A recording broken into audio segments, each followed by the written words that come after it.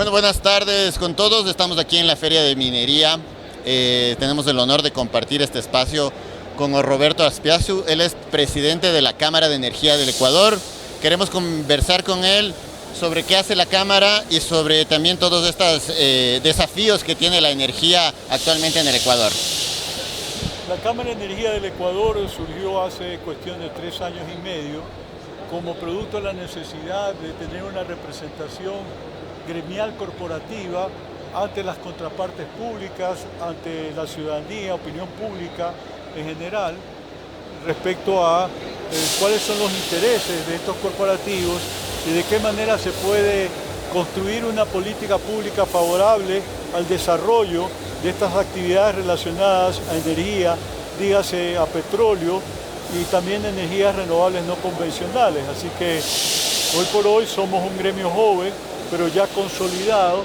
Tenemos una treintena de empresas afiliadas, e igualmente alrededor de 40, 50 profesionales que están afiliados de manera individual, de manera tal que representamos no solamente a los corporativos, sino también al mundo de la academia y de los profesionales que guardan vínculo con el tema de energía.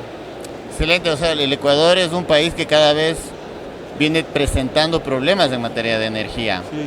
¿Cómo ves tú todos estos desafíos que vamos teniendo en este momento y qué posibles soluciones también hay en el contexto que vivimos? Yo diría que no hay fórmula mágica aquí. Acabamos de atravesar un periodo de apagones en 2024 que todos lo recordamos y tenemos una memoria viva acerca de lo que eso significó para los ecuatorianos y desde luego no queremos que eso se repita nunca jamás. Así que hay que ir trabajando en la dirección del cambio de la matriz energética. Por ahí estamos con un problema, porque finalmente sí, tenemos abundante energía de origen hidroeléctrico, pero no tenemos suficiente energía termoeléctrica. Entonces, si hay periodos de estiaje severos y el agua no puede servir de insumo para efectos de generar energía, tenemos en el equilibrio de la ecuación problemas, porque no tenemos suficiente capacidad de generación termoeléctrica. Es decir, para que tengas un referente, en los apagones de 2024 el problema fue de que la generación hidroeléctrica solamente cubría el 51% de la demanda nacional y la termoeléctrica no más allá de 25%. Súmale uno, que es todo lo que hay en energías renovables no convencionales, y finalmente tienes un déficit superior al 20%, esos 1050, 1080 megavatios que nos hicieron falta entonces y que de alguna manera nos siguen haciendo falta en este momento, porque los procesos de contratación que se han dado el último año en particular, donde se suponía que se iba a contratar compra de equipos o alquiler 979 megavatios, solamente tenemos una fracción de ese total, de manera tal que en 2026, ante un escenario de estiaje severo, vamos a volver a tener un problema, probablemente no tan grave como el anterior, pero igual un problema de desabastecimiento, en donde desde luego vamos a requerir eventualmente esa energía que nos vendía Colombia, 450 megavatios, equivalentes al 9% del total del consumo nacional,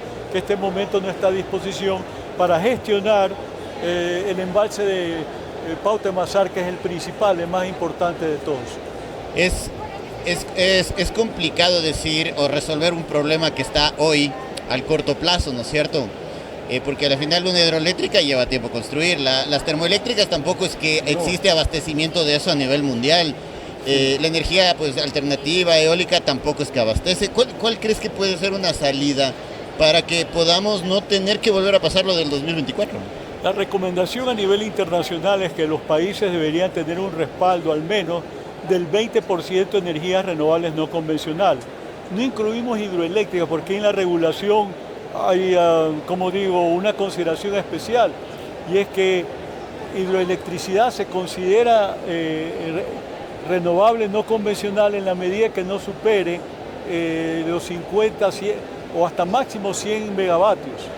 Entonces eso se considera también energía no convencional. Entonces también hay hidroelectricidad metido, pero dejando afuera eso, yo diría que en primer término estaría el desarrollo de proyectos fotovoltaicos, eólicos, de biomasa, más adelante geotermia también, estamos con un proyecto ya aquí en el país, pero eso es en el largo plazo, ¿no? No en el corto plazo, de manera tal que hoy por hoy nosotros lo que tenemos es el paquete de 800 megavatios que se concesionaron en 2023 de energías renovables no convencionales, un total de 11 proyectos. Pero de esos 11 proyectos se han caído mucho porque finalmente no hemos tenido una adecuada solución al problema del repago de la generación de energía. Porque finalmente como el sistema funciona con mercado regulado, dicho mercado considera tarifas con subsidios. Claro, Entonces claro. ahí tú tienes un déficit en el sistema como de 600 millones de dólares al año que alguien tiene que ponerlo para que esa pérdida no termine ahí con un agujero negro, que es lo que ha pasado, que SELEC tiene inversiones retrasadas por 1.900 megavatios. Eso te da una idea de la gravedad del problema. Entonces, como esta inversión no la ha podido realizar el sector público, la estrategia apunta a que lo haga el sector privado. Y esa es la razón por la cual nosotros en tiempos recientes, en los últimos 2 años y pico, hemos tenido 3 procesos de reforma a la Ley Orgánica del Servicio Público de Energía Eléctrica. 3. ¿Y por qué 3? Porque finalmente la primera fue insuficiente, la Ley Antiapagones 1. La Ley Antiapagones 2 mejoró el escenario con miras a abrir la participación del sector privado en proyectos de energía renovables no convencionales, pero también ya abrieron energía de transición, que es gas natural, básicamente. Y últimamente, ya con la tercera reforma que se introdujo a la LOPE, ahora esto está abierto a cualquier tipo de tecnología que incluye termoelectricidad, porque finalmente, ante un escenario como el que atraviesa Ecuador, vamos a tener que alquilar o comprar equipos de energía térmica en el corto mediano plazo, porque de otra manera nuestro sistema nacional de electricidad va a continuar vulnerable. ¿Y qué tal, o sea, ahorita que hay estas reformas, ¿cómo ves tú que que puede darse el avance en esta materia? O todavía hay barreras para que esto camine. Bueno, pero eso es lo que te estaba diciendo, que hemos necesitado 3 reformas legales para llegar a un punto que se supone que ya vamos a tener la plataforma completa para efectos de que la inversión privada venga a desarrollar estos proyectos de energías renovables no convencionales. Hablábamos hace un momento de que había este paquete de 800 megas, 11 proyectos en total, con concesiones otorgadas, pero muchos de estos ya se han caído. De hecho, solamente hay uno en ejecución, Villonaco 3, eólico en Loja, de 110 megavatios, pero tienes al menos 4 caídos en Imbabura, fotovoltaicos, cada uno de 60 megas, con terrenos comprados por parte de los corporativos que pensaron invertir en el país, pero que se desalentaron básicamente porque no había suficiente seguridad jurídica acerca de la garantía de repago de la energía. Así que esa es un poco la realidad. O sea, quiero decir con esto, que esos 800 megavatios que se vienen impulsando desde el año 2020, porque en 2020 fueron las primeras adjudicaciones. Y fíjate tú, todo ese periodo de maduración, primero fueron 300 megavatios, después se incluyeron otros 500, para totalizar 800. Pero de eso finalmente lo que has aterrizado son 110, con un factor de planta de 45%, esos son 60 megavatios efectivos. O sea que, a tu parecer, ¿qué más podemos hacer para poder atraer ese tipo de inversión justamente para que no se caigan este tipo de proyectos desde una política pública o desde algún tipo de resolución que se deba hacer desde el Estado? Yo diría que en este momento lo importante es la aprobación de las reformas al reglamento, a la Ley Orgánica del Servicio Público de Energía Eléctrica, al tenor de esta última reforma que se introdujo en marzo del presente año. Entonces ya hay un proyecto de reglamento que tendrá que remitirlo el nuevo ministro de Ambiente y Energía a la Presidencia de la República, en donde, por ejemplo, se norma la creación de lo que llaman los distritos autónomos energéticos, en donde finalmente es una figura que va a permitir a sectores como minería o eventualmente camaroneras tener su propio aparataje en donde generen, pero a la vez puedan transmitir distribuir y comercializar su propia energía, digamos, Sí. para consumo propio y eventualmente de terceros que estén en una área geográfica determinada. Finalmente estos distritos apuntan a, yo diría, abrir el mercado, porque ese es el desafío de fondo, de que generadores y consumidores puedan pactar directamente las tarifas.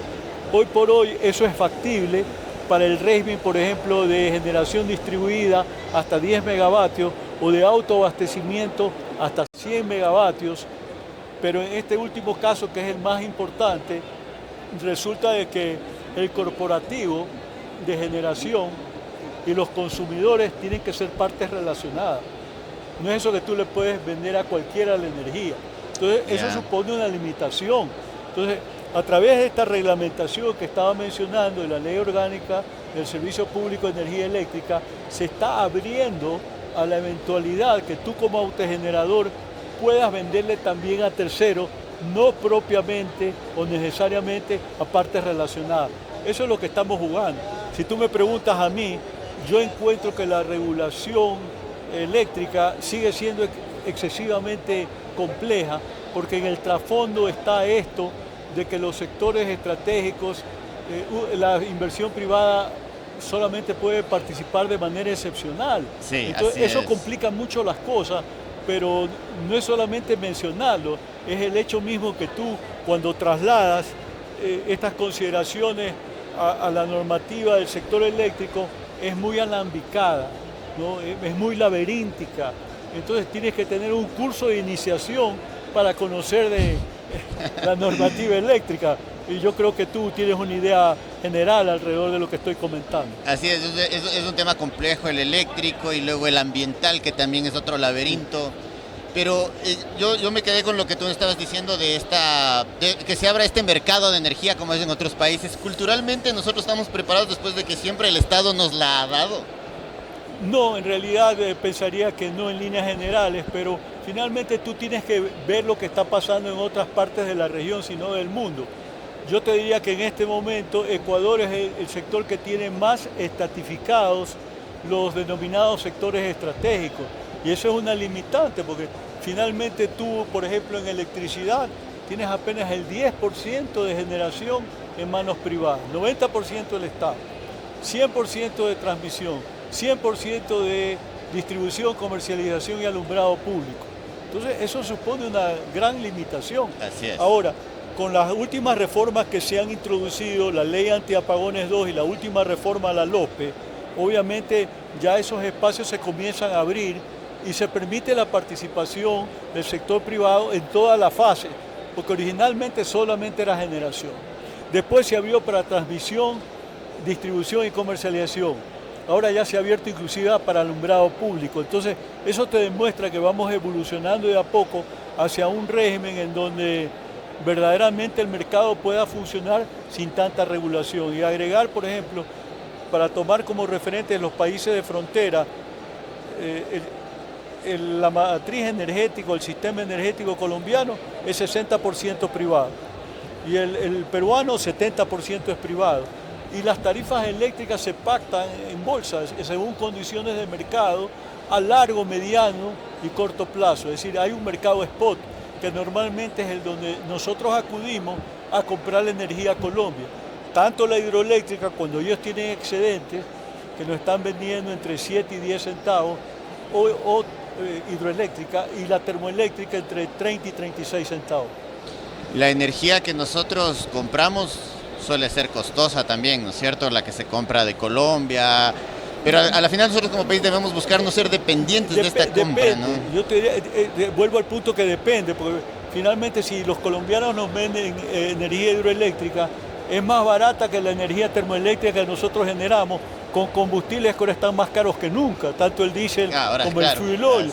Entonces, como digo, desde el punto de vista de ahorro, es más conveniente comprarla a Colombia que generar nosotros mismos. Y tú inclusive con las barcazas turcas, porque las barcazas turcas tienen una tarifa relativamente baja nominal, pero resulta que SELEC tiene que proporcionarles el combustible. Ese combustible es caro y lamentablemente subsidiado por Petroecuador también. O sea, terminamos pagando indirectamente todos los ciudadanos. Digo, o sea, ¿no? Nuestro régimen tiene cargan muchas distorsiones en estos arreglos que hay supuestamente para facilitar las cosas, que no dejan de complicar la parte macroeconómica, ¿no? Porque tienes tú el problema de que si tú haces un cruce de cuentas entre CENEL y SELEC en este momento, entre la principal distribuidora y la principal generadora, y ahí vas a encontrar un agujero negro de seguro que sí. 800 o 900 millones de dólares. O sea, el Estado está perdiendo, obviamente está asumiendo este costo, pero a la final es un problema estructural, estructural, y en la medida que el Ministerio de Economía y Finanzas no pague la factura del subsidio oportunamente, ahí comienza a haber una disfuncionalidad, porque finalmente el generador no puede cubrir costos porque el distribuidor subsidia las tarifas. Es así de sencillo. Sí, en términos generales, después de que vivimos tanto apagón, la energía más cara es la que no se tiene, ¿no? La que no se tiene, y técnicamente el cálculo gira alrededor de que el megavatio que no se tiene cuesta $1.